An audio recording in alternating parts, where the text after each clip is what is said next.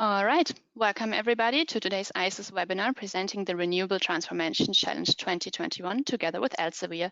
We are very pleased to have all of you here and we are good to go now. My name is Arabella. I'm the Communications, Congress and Outreach Officer here at the ISES HQ in Freiburg, Germany, and I will give you a short introduction into ISES and the work we do, as we have many new participants joining us on the webinar today. The International Solar Energy Society ISES is a non-profit UN-accredited membership NGO. Our vision is 100% renewable energy for all, used efficiently and wisely. ISES represents a diverse membership of academics, researchers, energy practitioners, consultants, students, businesses, and advocates. ISES works together with like-minded organizations from countries all around the world to advance the renewable energy transformation. There are many benefits to joining ISES, and you can always find out more on our homepage. Some of the benefits are the exclusive access to presentations and webinar recordings, such as today's, in the ISES webinar archive. ISES members can also get discounts and even free registration to ISES events and partner events. Every month, ISES publishes a newsletter for our members where you can follow our progress and share your news. And members can also subscribe to our academic journal, Solar Energy, the flagship publication of ISES. So we welcome those who are not yet members to join today to support our work. For those of you who are already a member, we thank you for your support. There is a special benefit to all attendees of today's webinar, and we are very happy to offer you a discount of 20% when joining ISES in the coming weeks. Keep an eye out for an email with that discount code following this webinar, and the discount code is going to be available for the next 2 weeks. Now, before we get into the webinar, some quick information on the Q&A session, which is going to follow the presentations you are about to hear. During the Q&A session, you are invited to submit your questions. Keep the questions short and precise and submit them via the chat box. And the moderator will then take them to the presenters. On the topic of moderator, I am now very happy to introduce you to said moderator, which is Adam Fraser. Adam is a senior publisher for renewable and sustainable energy journals at Elsevier. Adam publishes journals advancing our understanding of clean and affordable energy for all in journals such as the ISES publications, Solar Energy Journal, as well as our latest endeavor, the Solar Energy Advances Journal, ISES and Elsevier launched in early 2021. It's now my great pleasure to hand over to you, Adam. Adam, the floor is yours.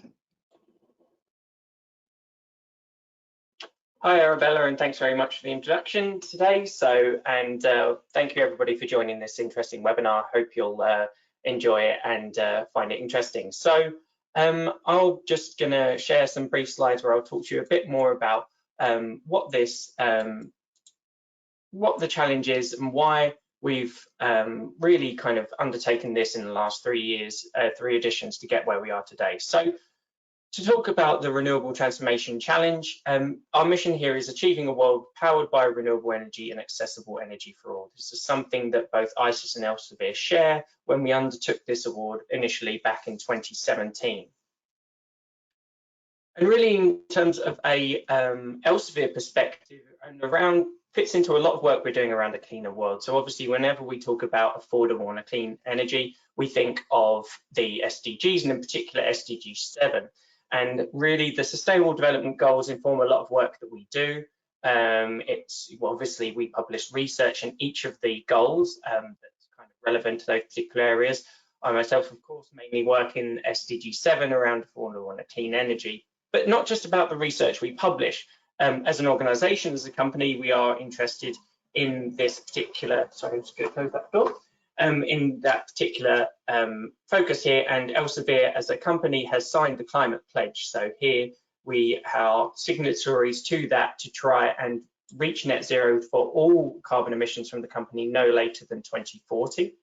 So we also have other challenges such as the environmental challenge and the Elsevier Foundation Chemistry for Climate Action Challenge, formerly known as the Green Chemistry Challenge, that really kind of does a similar work to the Renewable Transformation Challenge in supporting work on the ground. So really, you may think of Elsevier, of course, as a publisher of research, that is kind of a lot of the time perhaps theoretical, perhaps it's about basic science, but also increasingly we are doing work to directly support real action, such as that which you'll hear from both Doug and Sebastian later on with their work and the previous winners. So really also when I think about the Renewable Transformation Challenge, this is a partnership between Elsevier and ISES, and as Arabella suggested, this is built upon the journals that we publish together. So we've had a decades-long relationship in publishing solar energy together, the field-leading journal that now publishes over 1,000 articles a year, and is, kind of really set the agenda for solar energy research from its inception really to where we are today. And it's, as we say, we have a new journal, Solar Energy Advances, that looks to take that new step. It's open access and it's free to read for all. Really trying to kind of think about what are the next steps now for solar energy in the future.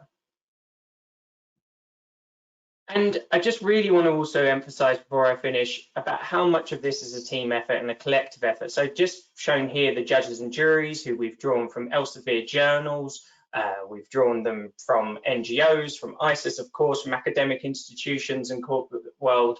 Really a huge team effort, for a global effort, really to try and find the best applications and give them the recognition they deserve. So, and I will now pass over to Dave Renné from ISES, who will talk a bit more about how the awards work and a little bit more about the details should you be interested in applying yourself. So, Dave, over to you. Okay, thank you very much, Adam. Now, let me turn on my screen. Can you see it okay? In presentation mode. Okay, great, thank you. Thank you so much, Adam, for your introduction, and also thank you, Arabella, for your overview of ISES. I'm going to talk briefly here about why this is such an important partnership, why this RT Renewable Transformation Challenge is such an important partnership with Elsevier. And fundamentally, the ISES vision, as Arabella has already pointed out, is for a world where all of our energy needs are supplied 100% by renewables. And these renewables are used efficiently and they're used wisely, and it requires energy access for all. So in that respect, the importance of the Renewable Transformation Challenge to ISES is that our vision requires a global transformation of energy systems to efficient and affordable renewable energy sources. And this vision applies to all end-use sectors. Oftentimes when we think of 100% renewables, there's a tendency to think only of the power sector, which of course is very important, and it's very, very much a growing sector. But we also must consider the transport and the heat sector. And we also need to consider both energy supply as well as energy demand. And so the RTC rewards initiatives, business models, and successful programs that demonstrate unique and yet replicable uses of renewable energy technologies, as well as their intelligent application of energy efficiency measures. So the focus areas that we mainly look for in the challenge are areas that demonstrate innovation and successful applications in business areas such as renewable energy businesses that serve either on-grid and or off-grid populations, organizations undertaking technology design and development in the renewable energy arena, perhaps innovative and unique financial mechanisms to make financing access to businesses around the world. This is a very important area, as well as policy initiatives. These are two critical areas to make sure that we have a strong pathway to 100% renewables. Then we also look at research and analysis that may be undertaken at research institutes, for example, even within private businesses, or studies in general that just articulate pathways for reaching 100% renewables. So who can apply? Well, basically almost anybody that's working in the renewable energy arena can apply. These include private enterprises, non-government organizations, as well as research institutions. And here you'll see, we'll be hearing more in a few minutes from our previous winners of the Renewable Transformation Challenge. And so they'll be able to give you more insights on their experience in applying for and winning this challenge. And we evaluate the challenge or the applications on a number of criteria that are including the relevance to a 100% renewable transformation, to the replicability and scalability of the projects that they're providing, the support of the projects to energy access for everyone. And we also, this year especially, will be having showing a preference for applications that give indication of how they contribute to a sustainable COVID-19 recovery.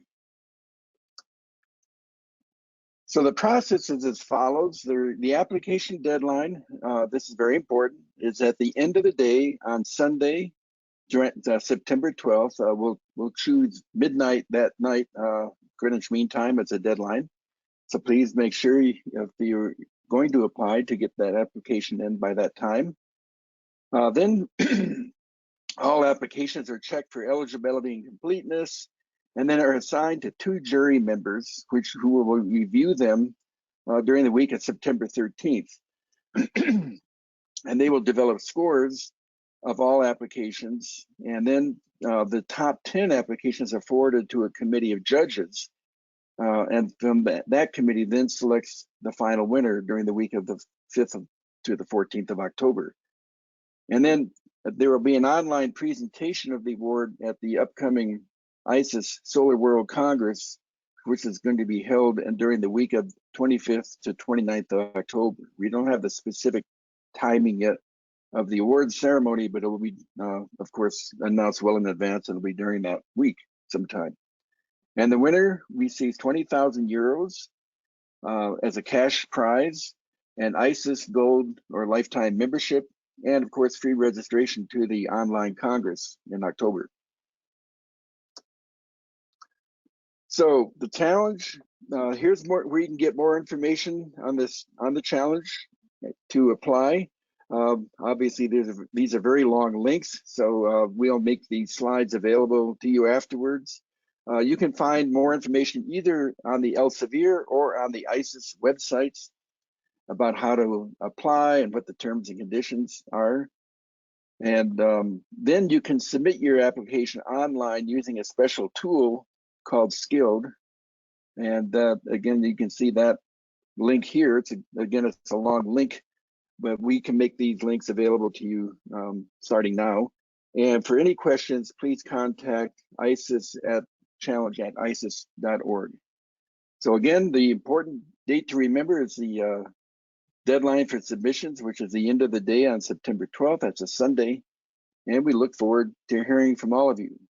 So thank you for your attention, and I'll turn it back over to Adam now.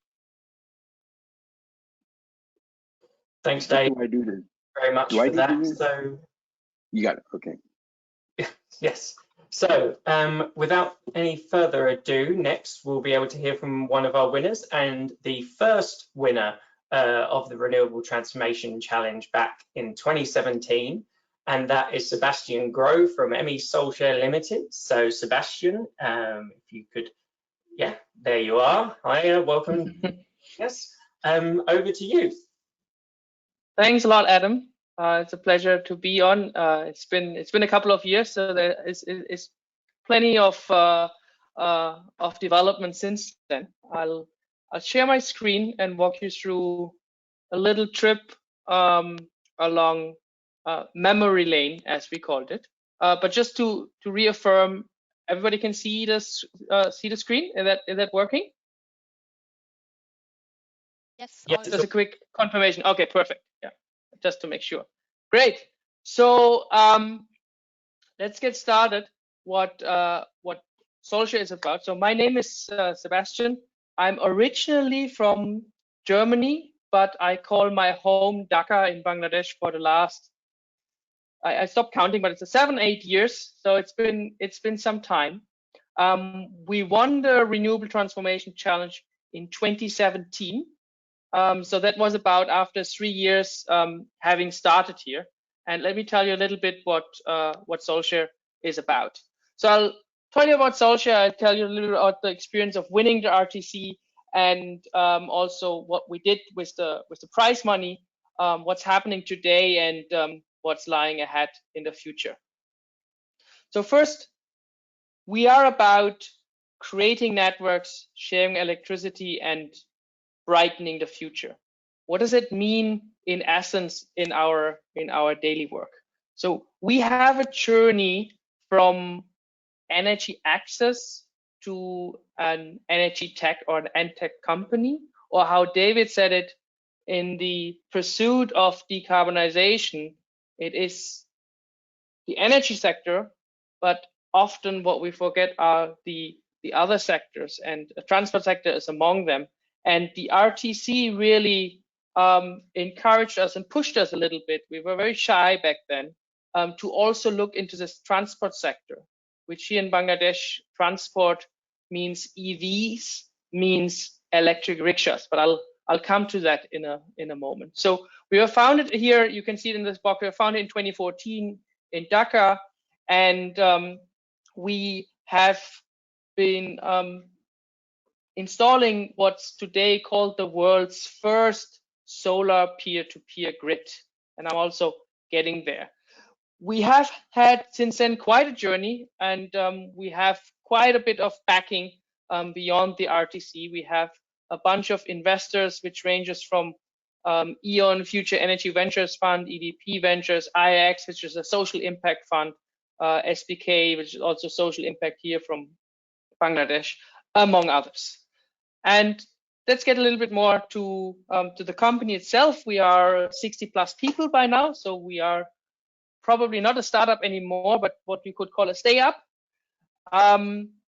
We are all based here in Dhaka.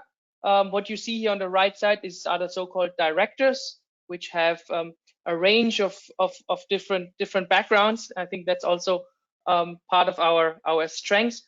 Originally, and that's probably interesting for this for the audience here as well, I have been a researcher. So this company was conceived during my PhD thesis on the role of energy, the role of innovation in development processes, and there with a special focus on energy poverty. Moving on, Bangladesh is probably not, you probably might not be familiar, all of you, just to give you a couple of facts. It's been one of the 5 frontier economies, according to JP Morgan. The GDP growth has been astonishing over the last 10 years. It is, and that's important for us especially, it's the biggest mobile money market in the world, which means most people don't have a bank account, but everybody has what we call a mobile money wallet and can pay with mobile money. That's very important for all of our solutions, because that's kind of the how we then digitally integrate with anything we do with regards to energy trading, solar energy trading, or then charging of those rickshaws. Everything always works via mobile money. It also has, and that's an interesting one, the world's largest solar home system installation base. There are about 6 million solar home systems installed here, or to put it in other words, 25 to 30 million people, that's whole populations of some other countries, have solar as their primary energy source. So that's quite something. The population is 165 million, so it's quite a big country in terms of population, very small in terms of area. So it's the most densiest populated country in the world, except for the city-states as well, which again is very important for our business model, which really leverages on this density, on putting people together to share electricity, putting wires, cables between houses, and so forth. There are 1.75 million local Teslas, as we call them, or electric three-wheelers, electric rickshaws, and I already spoke about the GDP. So in 2017, we won the award. Our project title was a little bit a dedication also to, we are 3 founders and we are 3 Germans, to our German roots. So we called it the Energiewende, so the energy transition, or energy transformation, actually, rather would be the better translation, even though everybody says transition. 3.0, smart peer-to-peer solar grids. So in essence, what we wanted to do, or what we did with the prize money, is to strengthen our work in building those smart peer-to-peer solar grids, but also to kickstart a new pilot project which wanted to charge electric rickshaws in off-grid areas. So David also mentioned on-grid and off-grid. So off-grid means there's no national grid. We are the prime provider of electricity of those people. So what has SOLShare been up to since winning this? How did this pilot project come about? First of all, we had a bunch of lucky successes, I would say. We got together with the Grameen Shakti, which is a sister concern of the Grameen Bank. You might know Muhammad Yunus, who won the Nobel Prize for his microfinance Grameen Bank venture. Together with them, we got $1 million from the UN to build 100 grids. So that was substantial. But we also raised further money from those corporate VCs, energy utilities. We had then in 2019 about 25 grids. Fast forward in 2021, today we have not 65. We're already in Q3 now this year, so we have 70. So we are this UN DESA 100 grids that is ending in 2021. So we are on a clock that we make good on this promise of the 100 grids. Now, what is especially interesting is that the product e-rickshaw charging was commercially launched now. Now, let me take you one step back onto what were actually the problems we were seeing and why are we doing what we are doing. So first of all, in Bangladesh, I already told you there is this huge success of solar home systems, but still you have a bunch of people who are off-grid, who have basically no access to electricity at all or very, very poor electricity. What we found in our PhD research is that most of the solar home systems were designed in a way that at 3 p.m. you would walk into those houses, the batteries were full, but the sun was still shining for a couple of hours. So you had excess energy. And we found that this is a systematic design for all of the millions of solar home systems. And we also found that a bigger battery was not a good idea. A second battery was not a good idea for various engineering reasons. So we had to find a solution. And we also saw that the amount, if you extrapolate it, since all of those millions of solar home systems are fairly similar in design because they all went through the same vetting process of one organization, it's about $1 billion worth of kilowatt hours, money worth, which was lying idle in the streets where we wanted to tap into. So the idea we came up with was by observing what the people already did, which was basically throwing a cable to their neighbor and then saying, hey, look, why don't you use that? And I'll just look how much you use in the evening from 6 to 10. Your neighbor may use a light bulb, and then next morning you come and say, hey, give me 20 cents. I saw last night you used it for 4 hours, an hour, 5 cents.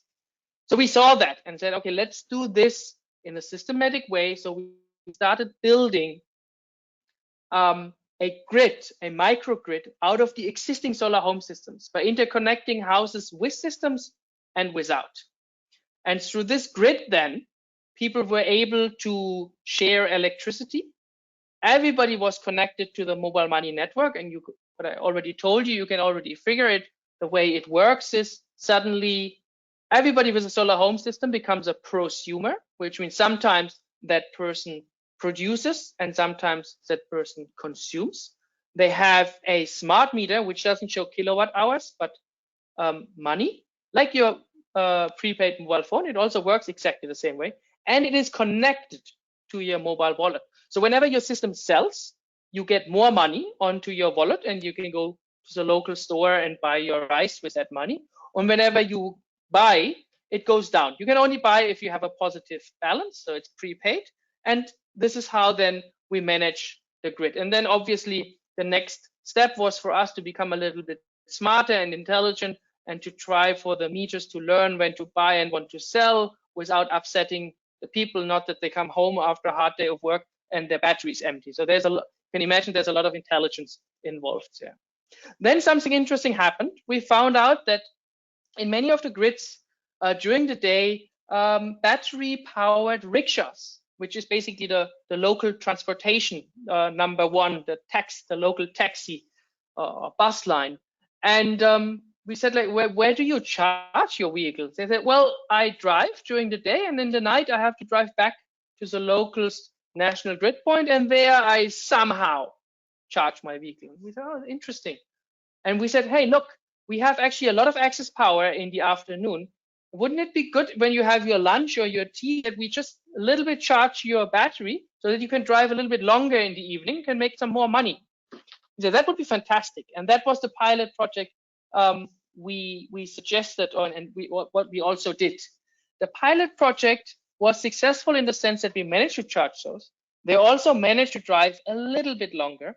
The caveat here, or the caveat, was that they all have those lead acid batteries.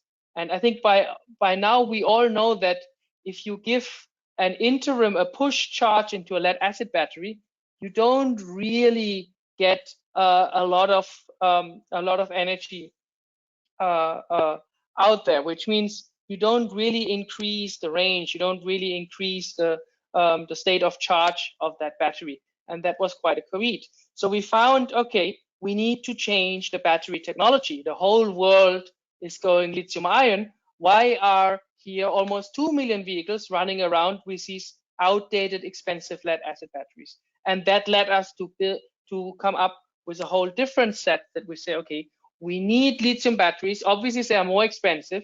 So we need to have a pay-as-you-go model also on these batteries so that people can lease those batteries and then can also do this intraday charging. So this is where we got then from the pilot project towards a completely new model. And I think this is really what, or I hope, it's down to Adam and David, that what the RTC is about, that you make innovative changes and bold moves, but then also, you know, have that liberty or have those funds to stand corrected and then, you know, pivot a little bit and reiterate and start again. And that's how we did it.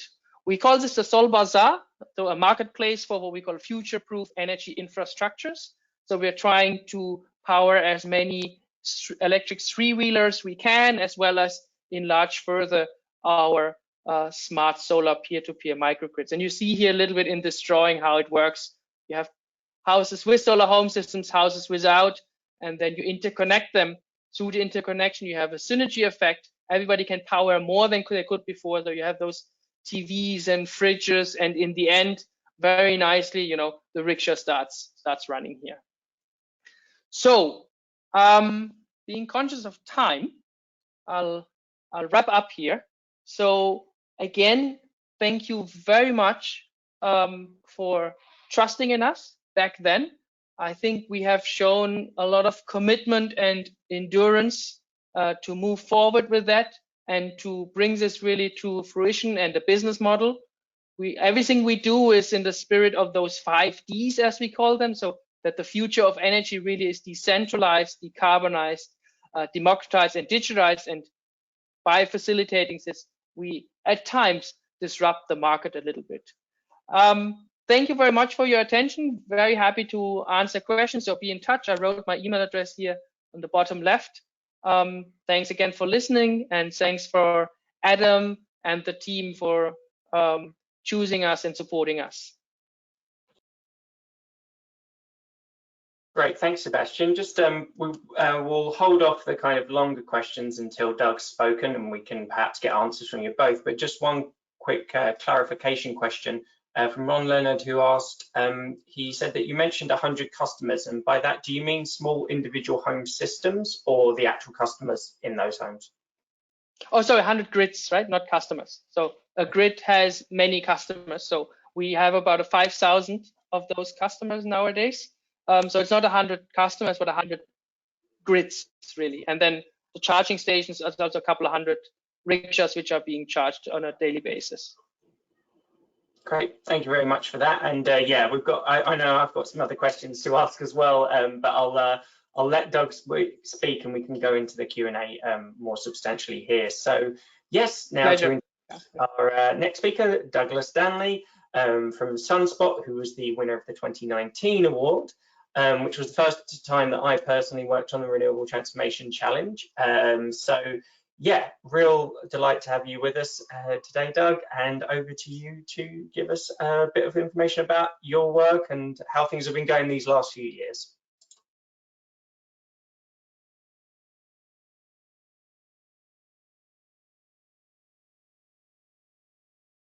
Okay, thank you very much, Adam and Arabella and Sebastian. I have questions too, and Dave.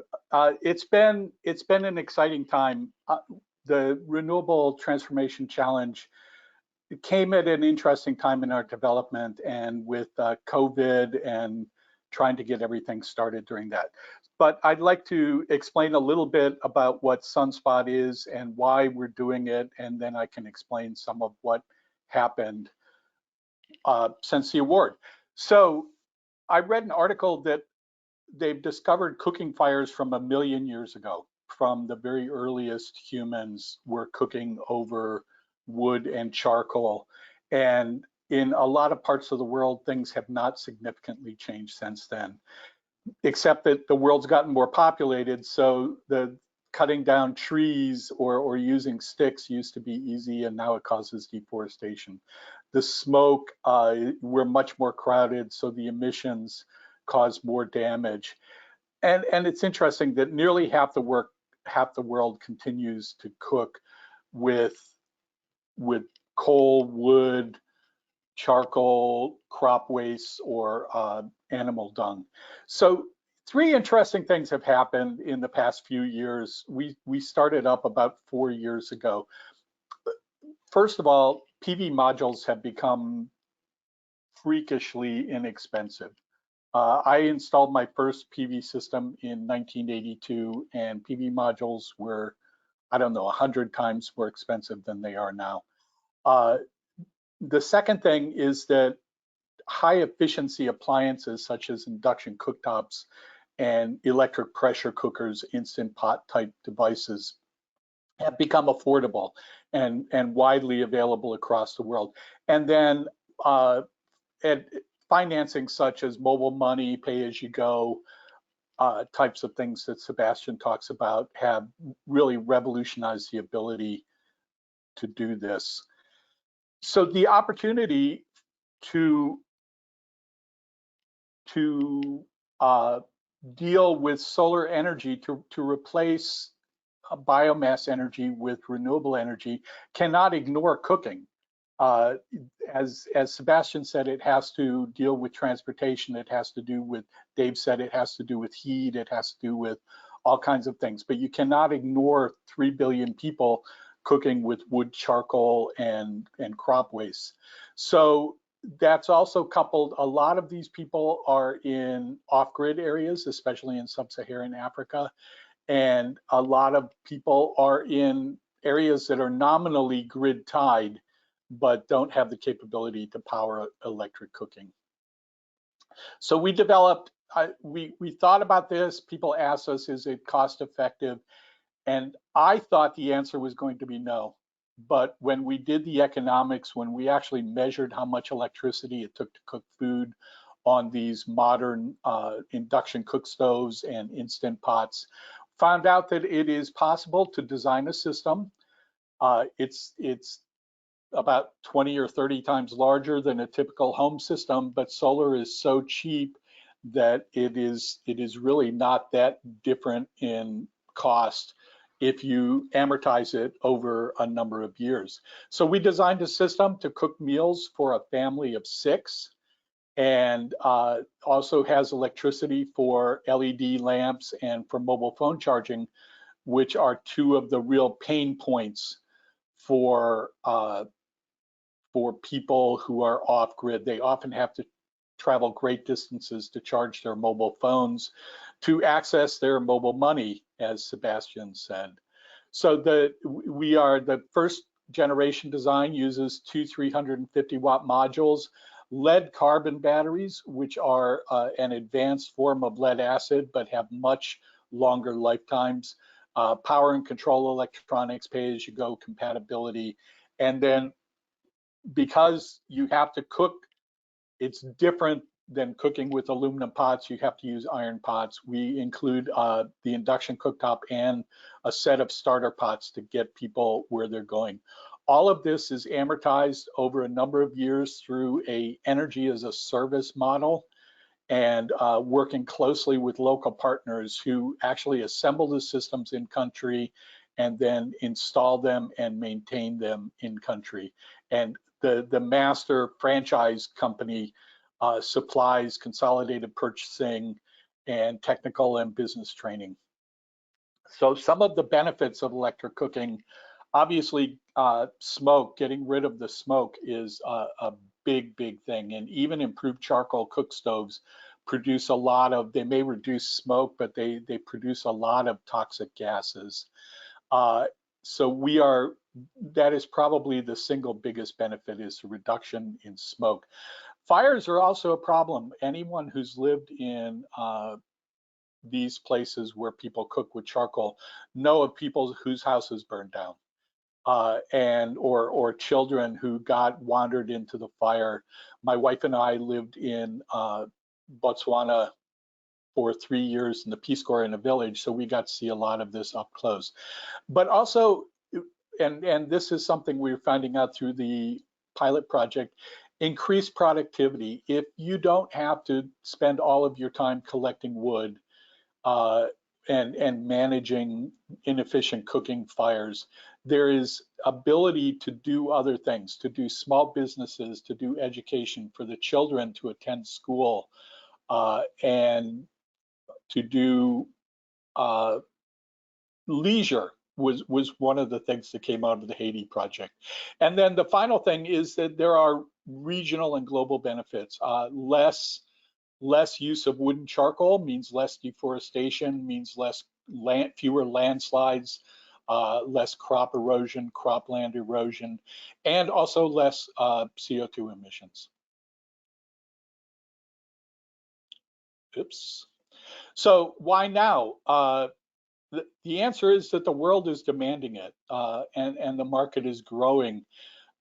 Millions of pay-as-you-go systems. We heard from Sebastian how many of those are in Bangladesh and other areas. It's just a dramatic increase in this small pay-as-you-go systems.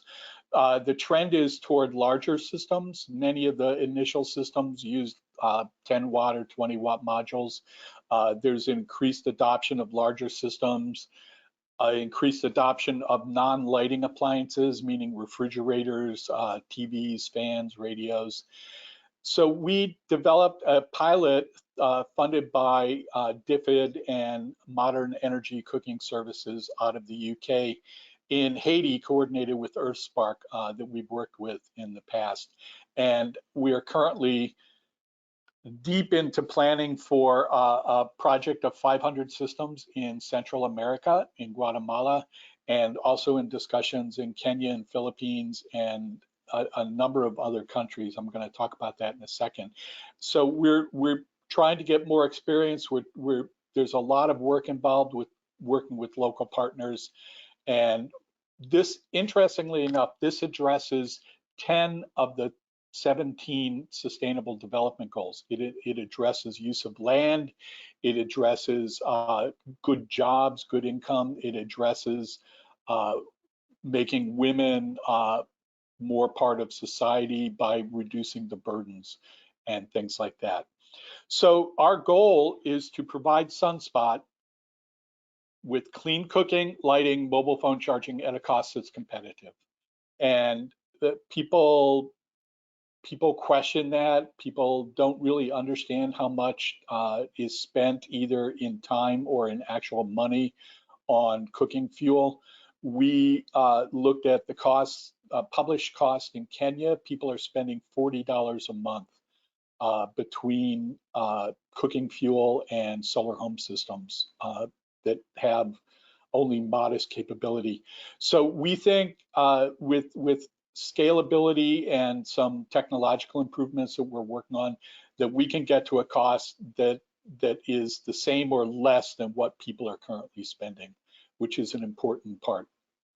We have a very small team. The formal team is the 4 of us, and we're working obviously with a larger group outside of this, but this is the team that we put in for the Renewable Transformation Challenge, and it's really the core team. The Haiti project gave us some very, very interesting experience. One of the questions was, is there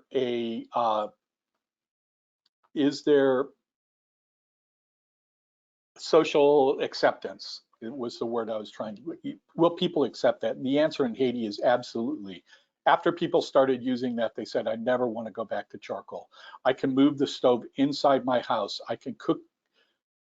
It's best to cook meals in the middle of the day when the sun is out. But if I need to heat up tea, or if I need to cook a small breakfast for the kids in the morning before they go to school, I can do that. One of my favorite pictures is the one in the center of this young girl learning how to use an Instant Pot on the electric cooking system. I think that's the future. I think within just a few years, people are going to be cooking with electricity, whether it's powered off-grid through things like the SUNSPOT, and I'm sure there are going to be other companies doing this, or whether it's powered through microgrids, or whether it's powered through grid tied. I think electric cooking is going to be a part of the world in these countries from now on. The Renewable Transformation Challenge really gave us a kickstart. The money was okay, but the biggest part was the publicity. I can't overstate the amount of press releases. I have a list of, I don't know, 35 different companies that picked up the press releases and wrote, some of them just wrote the generic article, some of them dug a lot deeper into it, to the point where on the bottom right, if you search, and this was taken a couple of months ago, so I'm not 100% sure it's now, but if you search for solar electric cooking on Google, we come up first behind the ads, which is just incredible. So the Renewable Transformation Challenge and the work of ISES and Elsevier has really made a difference for our company. So that's the nutshell, the summary of SUNSPOT, and I think COVID slowed us down a little bit, but things are progressing and probably even faster as the world recovers from that. So back to you. Thank you very much. Great, thanks very much, Doug. And your last comment there sort of preempted one of the questions that I'd like to ask. So Sebastian, if you're there, I'd like us to get on to the Q&A now. And we've got some questions coming in the question bar here. So please do continue to add those when you have a question, and I'll be going through those now and sort of asking those at appropriate moments. So if anybody has a question, please use the question section in the sidebar here. But really, Doug, as you say, you mentioned COVID and you mentioned how it slowed it down. So a question for both of you really is to, a bit more about how COVID impacted your work. And one of the focus for this year's Renewable Transformation Challenge is we're looking, we have a preference for applications that really address the issue of green recovery from COVID, right? We've had so much change. How do we come back in a position where we're better than we were before and we don't get into as many of our old ways and old habits as before? So yeah, really a two-part question here. How has COVID impacted your work? And for you, what does a green recovery from COVID look like? So yeah, Doug, we can start with you and then we'll go on to Sebastian, please. Okay. It's interesting. I was doing some work earlier, and it turns out that if we took a SUNSPOT and added a couple of extra batteries, it would run a small vaccine refrigerator of the type that is used. But we're really not focusing on that. We're, as I'm sure Sebastian can tell, you need to stay focused on your mission. It's too easy that with 3 billion people you know, that we're addressing, or a billion people without electricity. It's too easy to get distracted. But so we're looking at addressing some of the issues. Obviously, COVID being a respiratory disease, breathing in smoke and toxic fumes all day is not helping anything. So if we can help people get away from that, whether it's in the villages, whether it's in refugee camps, whether it's in the peri-urban areas around the large cities, then we think we're making progress. And I mean, COVID slowed us down mostly because we couldn't travel. Everyone was distracted. I mean, the distraction factor was amazing. But also we couldn't travel, we couldn't get out and show people things. That is changing rapidly. And even with the surges coming back, and even with the slowness in getting vaccines, I think things have changed, and I think the world is going to ask for more. So, Sebastian.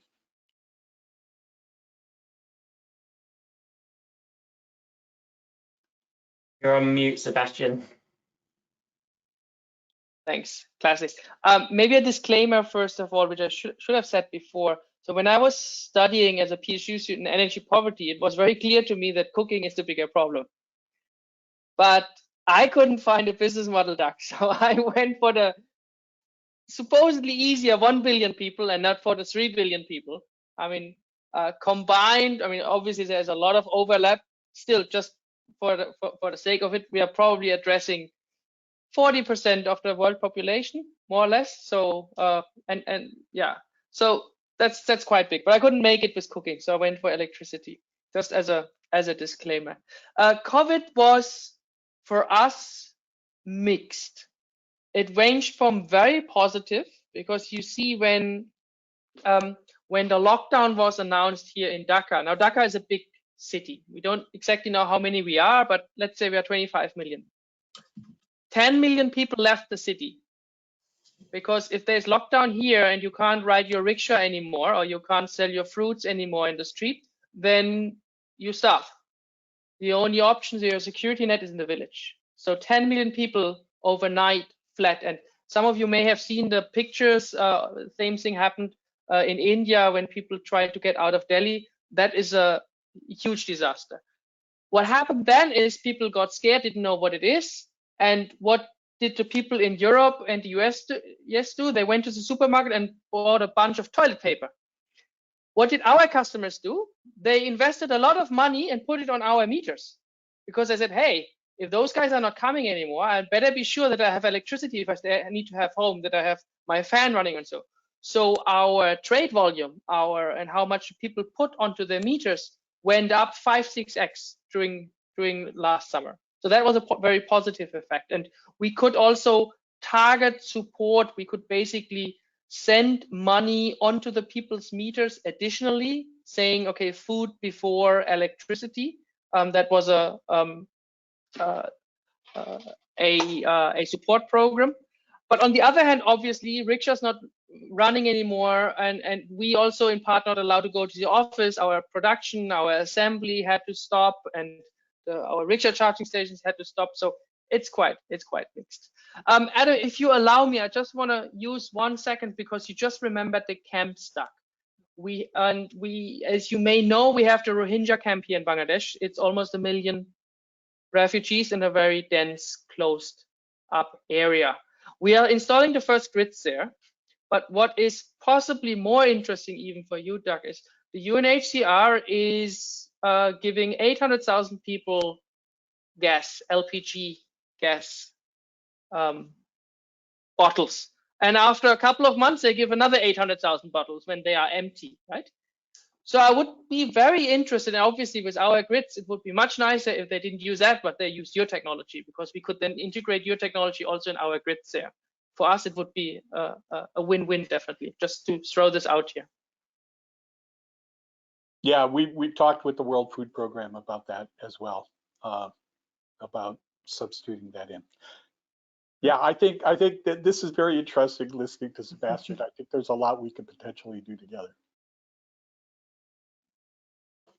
Great, delighted to hear that though. So yeah, look forward to hearing if anything comes from that. So yeah, this is great. We've got plenty of questions, some kind of more specific than others, and so I'll kind of group them together where it's appropriate.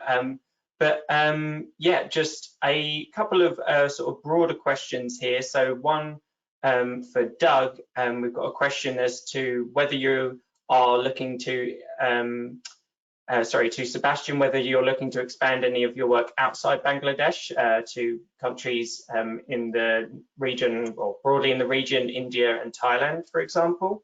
And while we're on here as well, Doug, we've got a question here as to how you convince people in rural areas to use your technology, and I guess, you know, the kind of wider issues of culture, as well as, you know, economics and all that available there. So yeah, Sebastian, we'll start with you, and then Doug, onto your question.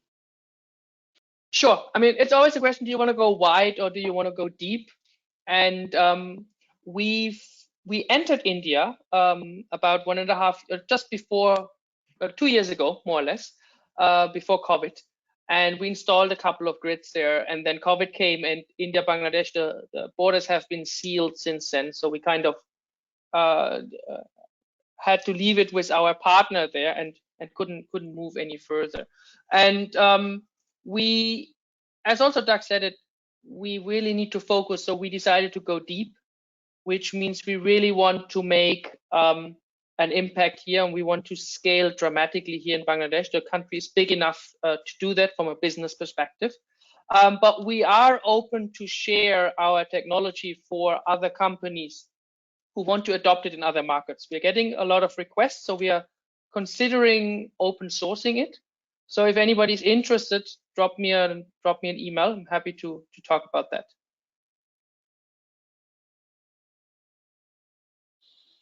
Okay, and the question of how do you convince people to use it? I think the answer to that, we've got very limited experience so far.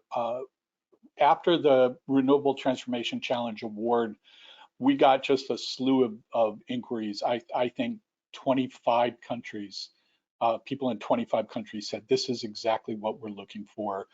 When can we get it? How can we get it? You know, and I've worked on enough projects over my career that we didn't want to just start shipping things out that were too expensive.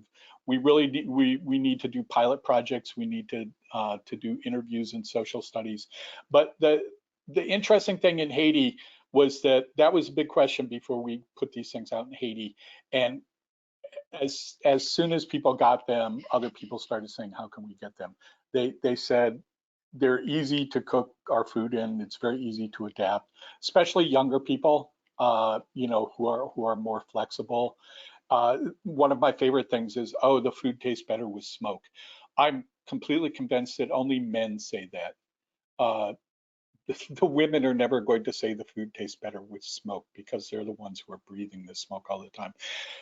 So I think that it's going to be a matter, not everyone's going to adopt it, but when you see how easy it is, how clean it is, how you can move your cooking inside your house, I think people are going to adopt it very quickly. I don't think the social part is going to be a problem at all. Great, thanks both. So now a couple kind of more specific questions for each of you. I'll start with Sebastian. There was a question here from Batu Varlik, who said that he saw a microgrid system on one of your slides. I guess you have used a microgrid controller to manage PVs, batteries and loads. I wonder, what is the controller to manage all these parts of the system?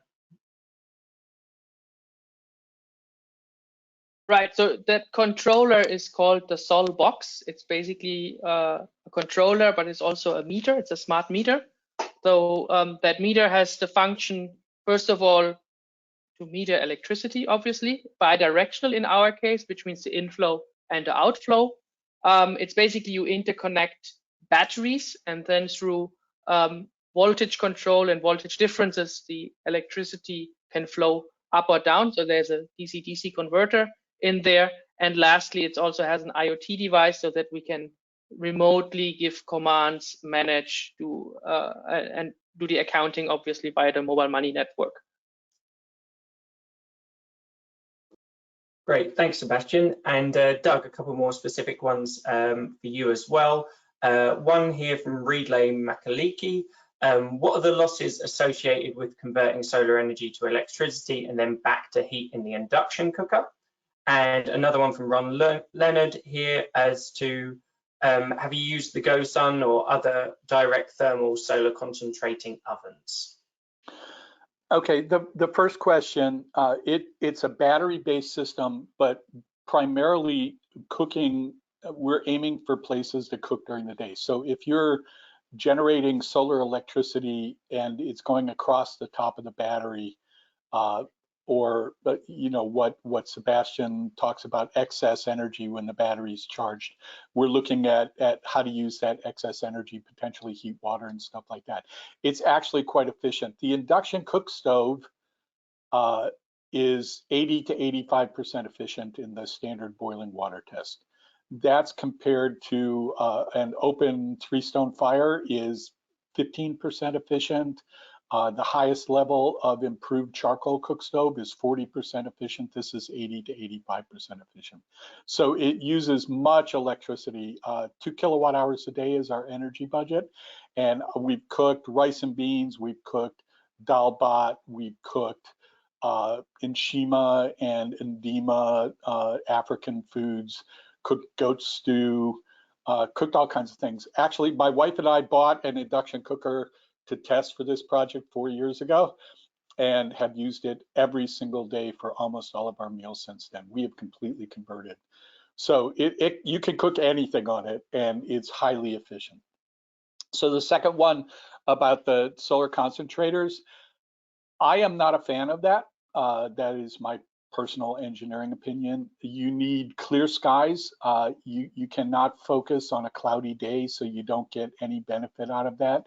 It's only available during the middle of the day. It's very hard to regulate the temperature. People have addressed that, but and it gets dirty and it gets scratched after a time. So I think maybe there's a market for those somewhere, especially in desert countries. But I think that if we can get the cost of the solar electric cooking down to the same as people are spending on charcoal, there's no reason why they would go out and aim that thing at the sun. I know I'm a little bit harsh on that, but that's my opinion. Great, thanks, Doug. And there's a question here, just kind of a bit more now to look at a question about the challenge itself. So Dave, I was wondering if you'd be on hand to answer this one. Comes in from Camille, who says, the project shown here already started before the challenge, so 2 to 3 years before their participation to the challenge. Is it possible for projects which haven't started yet, which prove it's feasible to get the award, or can only mature projects win? Which I thought was just quite a good question there. You're on mute, Dave. Just That's a very good question, and it's really difficult without having further background information as to where they are in the research process. I think in general, we do look at projects that are already undertaking some commercial activity, or at least some trial commercial activity, where the award could actually help stimulate getting it to more successful commercial stages. But if it's if it's a research application that's already gone through a certain amount of review and appears to be ready for some commercial activity, then I would certainly what I would suggest is to submit a short synopsis of your research idea as soon as possible to the email address that I gave in my last slide, challenge@ises.org. And we can, because we do have a staff that's reviewing applications and can send out to the jury early on whether we could advise whether to go ahead and submit a full application or not.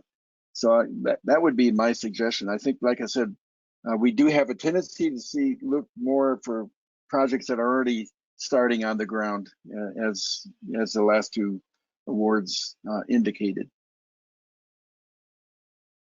But we will not rule out completely a very interesting research project that looks like it could have some significant promise in a commercial area. Great, thanks, Dave. And we are at the hour now, but I just had one question to pick the brains of Doug and Sebastian. If you're going to give one piece of advice to anybody that's applying for the challenge this year, what would that be? So Sebastian, we'll start with you and then we'll go on to Doug. I mean, what we were thinking back then when we applied, we had the peer-to-peer, but we wanted to bring a new element into it, which wasn't the micro-mobility. We thought this is very early and very unique. I mean, that was 4 years ago, right? So we really wanted to stand out with that. And I guess that element of forward thinking, you know, what could be relevant a little time ahead, but I want to test it now to be then the early mover. And that's probably a good thing to have on your deck. Thank you. And Doug? I'm going to quote John F. Kennedy. He said when he announced the moonshot, he said, "We choose to do these things not because they are easy, but because they are hard, because that goal will serve to organize and measure the best of our energies and skills." The things that this challenge is trying to accomplish are hard. I've worked in development for 42 years now, and it's hard, but it's worth it. I mean, coming up with the big ideas, you know, you have the vision. Sebastian has his vision of the peer-to-peer. He does it in a PhD, and then he goes out and does it in the world.